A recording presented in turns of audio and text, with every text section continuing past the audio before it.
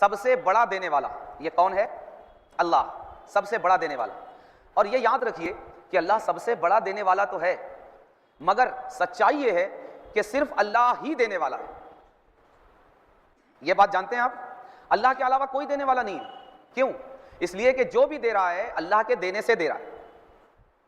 وایا وایا ہے نا. اگر اللہ اس کو نہیں دیتا، وہ اس کو نہیں دیتا، وہ اس کو نہیں دیتا، وہ اس کو نہیں دیتا، تو اللہ کے علاوہ کوئی بھی کسی کو نہیں دے سکتا. تو ہمیں یہ ضرور ذہن میں رکھنا چاہیے کہ اصل میں عطا کرنے والا کون ہے؟ اللہ.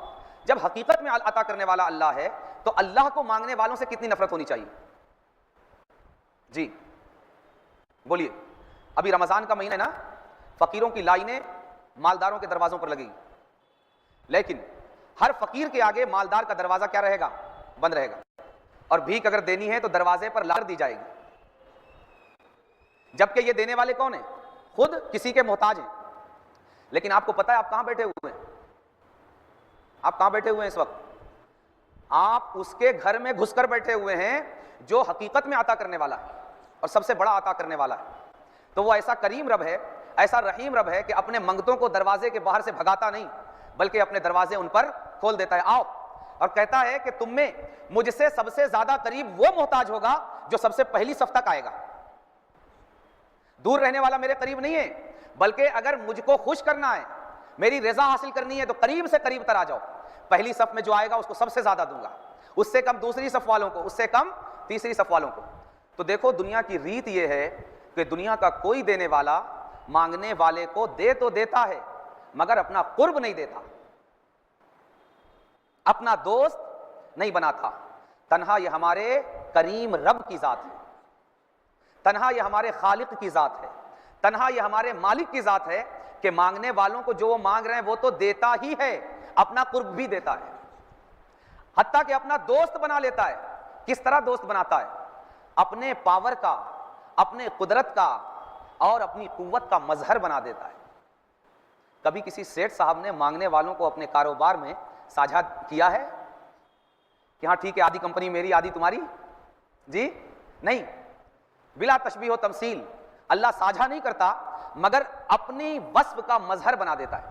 کیا فرماتا ہے کہ جب بندہ، نبی کریم صلی اللہ علیہ وآلہ وسلم ارشاد فرماتے ہیں کہ جب بندہ رب کی اطاعت کرتے کرتے، اس کی فرما برداری کرتے کرتے اس کے قریب ہوتا ہے، قریب ہوتا ہے، قریب ہوتا ہے، تو اللہ قربت کا وہ درجہ اس کو دیتا ہے کہ اس کا ہاتھ بن جاتا ہے جس سے وہ پکڑتا ہے، اس کا پیر بن جاتا ہے جس سے وہ چلتا ہے، اس کی زبان بن جاتا ہے جس سے وہ بولتا ہے. تو ہے ایسا کوئی کریم، ہے ایسا کوئی دینے والا، تو پھر ہم اس سے کیوں نہیں مانگتے؟ ہم اس کی اطاعت اور فرما برداری کیوں نہیں کرتے جو دے کر مانگنے والے کو ذلیل نہیں کرتا، رسوا نہیں کرتا، اس کا درجہ کم نہیں کرتا، بلکہ اس کا درجہ کیا کرتا ہے؟ بڑھا دیتا ہے. تو ہمیں چاہیے کہ ہم در در پر مانگنے کے بجائے خودداری پیدا کریں اپنے اندر. ایک ایمان کی ایک عزت ہے، ایمان کی ایک عزت ہے. کیوں؟ اس لیے کہ سب سے زیادہ عزت دار کے ساتھ یہ نسبت پیدا کر دیتا ہے.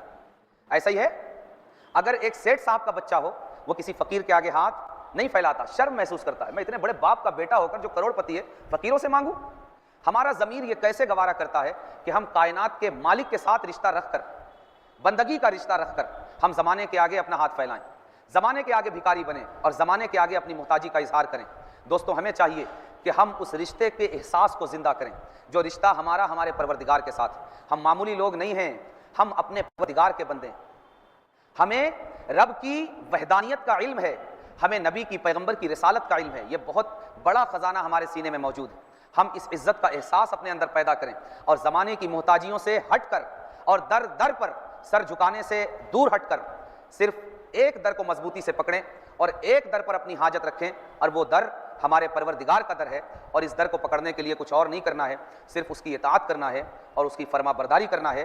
اور جب ہم اس کی اطاعت اور فرما برداری کریں گے تو دوستوں نہ صرف یہ کہ وہ ہمیں عطا کرے گا، کسی اور کا محتاج نہیں ہونے دے گا، بلکہ ہمیں اتنا قرب عطا فرمائے گا، اتنا قرب عطا فرمائے گا کہ ہمیں اپنی دوستی کا اعزاز عطا فرمائے گا اور ہمیں اپنی دوستی کی نعمت سے نواز دے گا.